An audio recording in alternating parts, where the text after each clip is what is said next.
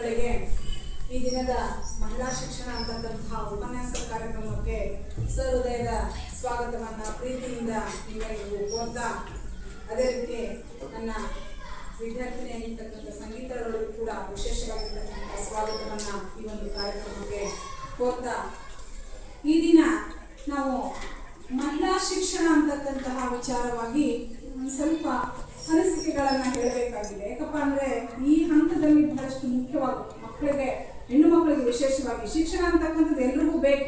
ಹೌದಾ? ವಿದ್ಯೆ ಇಲ್ಲದವನು ಹದ್ದಿಗಿಂತ ಕಡಿ ಅಂತ ಹೇಳ್ತಾರೆ. ಸಾಕಷ್ಟು ನಾವು ನುಡಿಗಟ್ಟುಗಳನ್ನು ಕೇಳ್ತೀವಿ. ವಿದ್ಯೆ ಇರುವವನ ಮುಖ ಮುದ್ದು ಬರುವಂತಿತ್ತು, ವಿದ್ಯೆ ಇಲ್ಲದವನ ಮುಖವು ಹಾಳುವ ಹದ್ದಿನಂತಿತ್ತು ಸರ್ವಜ್ಞ ಅಂತ ಸರ್ವಜ್ಞ ಕವಿ ಹೇಳಿದ್ದಾರೆ. ಹೌದಾ?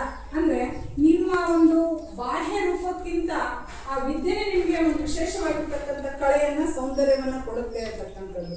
ಅದು ಇಂದಿನ ಆಧುನಿಕ ಯುಗದಲ್ಲಿ ಹೆಣ್ಣು ಮಕ್ಕಳಿಗೆ ಬಹಳಷ್ಟು ಮುಖ್ಯ. ಶಿಕ್ಷಣ ಅಂತಕ್ಕಂಥದ್ದು ಬಹಳ ಇಂಪಾರ್ಟೆಂಟ್ ಆಗಿರ್ತಕ್ಕಂತಹ ಒಂದು ರೋಲು. ಯಾಕಪ್ಪ ಅಂದ್ರೆ ನಮ್ಮ ಹೆಣ್ಣು ಮಕ್ಕಳ ಜೀವನನೇ ಹಾಗೆ ಒಂಥರ ವಿಚಿತ್ರ ಜೀವನ ನಮ್ದು. ನಾವು ಹುಟ್ಟಿರ್ತಕ್ಕಂಥದ್ದು ಒಂದು ಕಡೆ ಆದ್ರೆ ಜೀವನ ಮಾಡ್ತಕ್ಕಂಥದ್ದು ಬೇರೆ ಕಡೆ.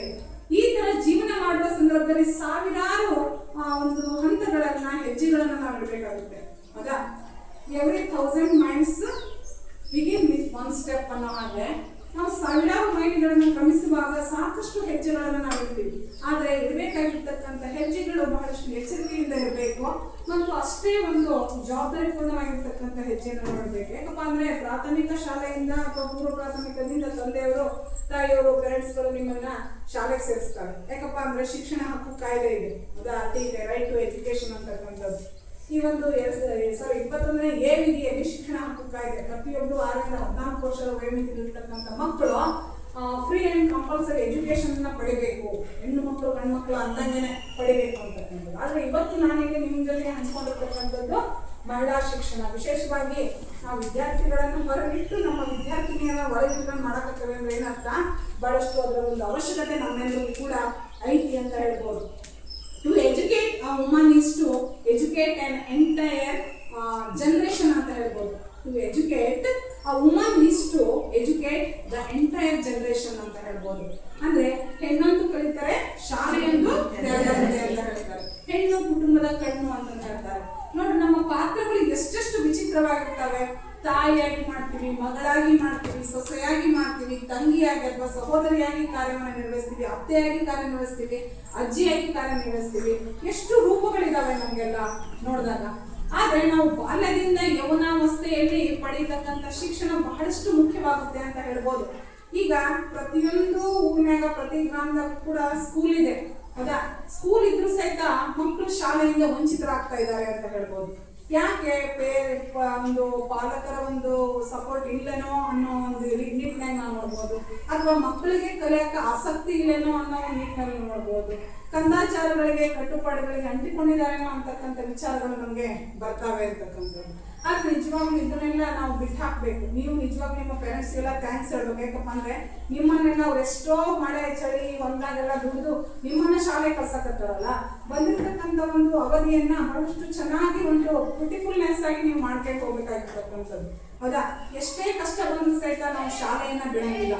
ಕಂಪಲ್ಸರಿ ನಾವು ಶಾಲೆಗೆ ಬರ್ತೀವಿ. ನನಗೆ ಓದಕ್ ಬರಲ್ಲ, ಏನಿಲ್ಲ, ಡೈಲಿ ಬರ್ರಿ, ನಿಮ್ಗೆ ಯಾಕೆ ಬರಲ್ಲ? ಓದಾಕೆ ಬಂದೇ ಬರುತ್ತೆ. ಒಳಿತು ಕೆಡುಕುಗಳು ನಿಮ್ಗೆ ಏನು ಅನ್ನೋದು ಅರ್ಥ ಆಗೋದು ಯಾವಾಗಪ್ಪ ಅಂದ್ರೆ ಇಫ್ ಯು ಎಜುಕೇಟ್. ನೀವು ಎಲ್ಲ ಪರಿಪೂರ್ಣವಾಗಿ ಶಿಕ್ಷಣ ಕೊಡ್ತಾರೆ. ಅಟ್ಲೀಸ್ಟ್ ಒಂದು ಡಿಗ್ರಿ ಆದ್ರೂ ಬೇಕು ಹೆಣ್ಮಕ್ಳಿಗೆ. ಈಗ ನಮ್ಮ ಗೌರ್ಮೆಂಟ್ ಏನ್ ಮಾಡೈತಪ್ಪ ಅಂದ್ರೆ ಎಲ್ರಿಗೂ ನಾವು ನೌಕರಿ ಕೊಡ್ತೇವೆ ಅಂತ ಎಲ್ಲಾದ್ರೂ ಬಾಳ್ನೆ ಬರ್ಕೊಟ್ಟತ್ತ ನಮ್ಗೆ? ಏನು ಬರ್ಕೊಟ್ಟಿಲ್ಲ. ಅದೃಷ್ಟ, ಪ್ರಯತ್ನ, ಪ್ರತಿಫಲ ಸಿಗುತ್ತೆ. ಕರ್ಮಣ್ಯವಾಧಿಕಾರಸ್ತು ಮಾ ಫಲೇಶು ಕದಾಚನ ಅಂತ ನಮ್ಮ ಕೆಲಸ ನಾವು ಮಾಡೋಣ. ಇಲ್ಲಪ್ಪ, ಬೇರೆ ರಂಗದಾಗಲೂ ನಾವು ಸೇವೆಯನ್ನ ಸಲ್ಲಿಸ್ಬೋದು. ಒಬ್ಬ ಪ್ರಗತಿಪರ ರೈತ ಮಹಿಳೆ ಆಗ್ಬೋದಲ್ಲ ನಾವು. ಅದ ಎಷ್ಟೆಲ್ಲ ಸೌಲಭ್ಯಗಳನ್ನು ಕೊಟ್ಟಿದೆ ಸರ್ಕಾರ ನಮಗೆ.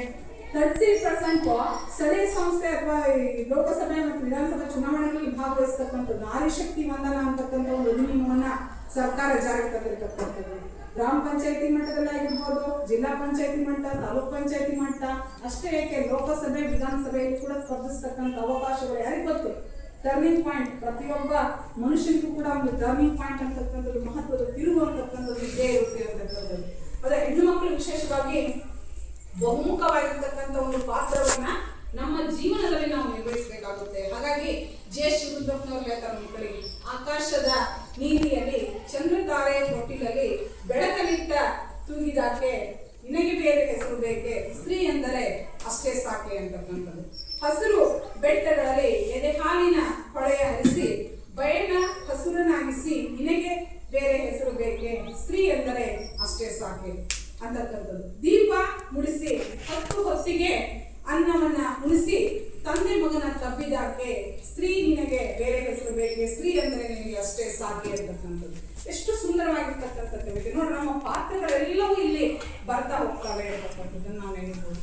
ಅಂದ್ರೆ ಪ್ರತಿಯೊಬ್ಬ ಹೆಣ್ಣು ಮಕ್ಕಳು ಕೂಡ ಶಿಕ್ಷಣವನ್ನ ಪಡಿಬೇಕು ಅಂತಕ್ಕಂಥದ್ದು. ಮನೆ ಮೊದಲ ಪಾಠಶಾಲೆ, ಜನನಿ ಮೊದಲ ಗುರು, ತಾಯಿನೇ ಮೊದಲ ಗುರು ಆಗ್ತಾಳೆ. ಯಾಕಪ್ಪ ಅಂದ್ರೆ ನಾವು ಕೂಡ ಒಂದು ತಾಯಿಯಾಗಿ ಪಾತ್ರವನ್ನ ನಿರ್ವಹಿಸಿದೀವಿ, ನೀವು ಕೂಡ ಮುಂದೆ ಆ ಪಾತ್ರವನ್ನ ನಿರ್ವಹಿಸಬೇಕಾಗಿರ್ತಕ್ಕಂಥ ಸಂದರ್ಭಗಳು ಬರ್ತಾವ. ಮಕ್ಕಳನ್ನು ಅಣಿಗೊಳಿಸಬೇಕು. ನಾವು ಒಂದು ಪ್ರಬುದ್ಧ ನಾಗರಿಕರನ್ನಾಗಿ ದೇಶಕ್ಕೆ ನಾವು ಕೊಡುಗೆಯಾಗಿ ನೀಡತಕ್ಕಂಥ ಒಂದು ಕೆಪಾಸಿಟಿಯನ್ನ ಹೆಣ್ಣು ಮಕ್ಕಳಿಗೆ ದೇವರು ಕೊಟ್ಟಿದ್ದ ನಮ್ಗೆ, ಹೌದಾ?